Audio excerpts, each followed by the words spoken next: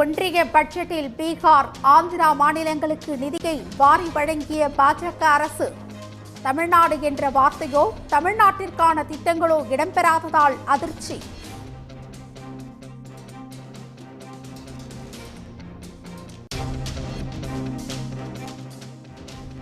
மதவாத அரசியலை புறக்கணிப்பதால் பட்ஜெட்டில் வன்மம் காட்டுவதா என முதலமைச்சர் மு.க. ஸ்டாலின் கண்டனம்.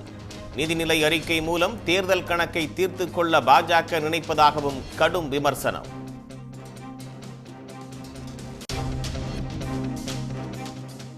பட்ஜெட்டில் வஞ்சிக்கப்பட்டதை கண்டித்து நிதி ஆயோக் கூட்டத்தை புறக்கணிப்பதாக தமிழ்நாடு உட்பட இந்தியா கூட்டணி முதலமைச்சர்கள் அறிவிப்பு.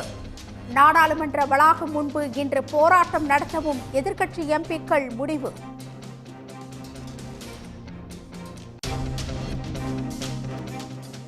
நீட் முறைகேடு தொடர்பான வழக்கில் மறு தேர்வு நடத்த உத்தரவிட உச்சநீதிமன்றம் மறுப்பு. 23 லட்சம் மாணவர்களை பாதிக்கும் என்பதால் நியாயமாக இருக்காது என்று விளக்கம்.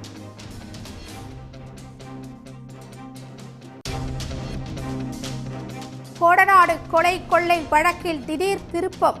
விசாரணைக்காக ஆஜராக முக்கிய நபர்கள் 4 சிபிசிஐடி சம்மன்.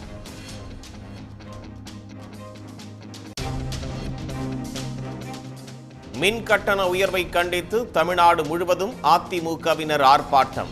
அதிமுகவின் 10 ஆண்டு திறனற்ற ஆட்சியால் மின்துறை நிதி இழப்புக்கு காரணம் என அமைச்சர் தங்கம் தென்னரசு விளக்கம்.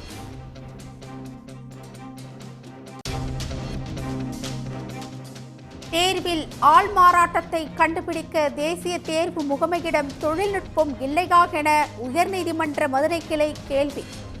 மோசடியாக தேர்வு எழுதியவர்களின் ஆதார் விவரங்களை ஏன் வழங்கவில்லை என்றும் நீதிபதிகள் சரமாரி கேள்வி.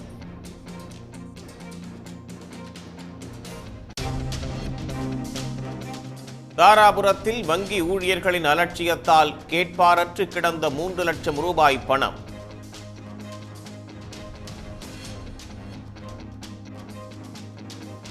பணத்தை கண்டெடுத்து வங்கியிடம் ஒப்படைத்த போலீசாருக்கு குவியும் பாராட்டு.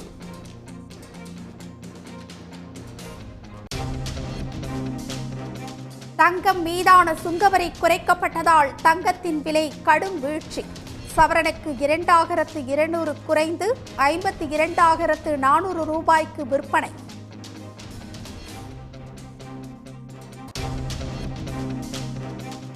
நேபாளம் அணிக்கு எதிரான மகளிர் ஆசிய கோப்பை கிரிக்கெட் போட்டியில் இந்திய அணி அபார வெற்றி.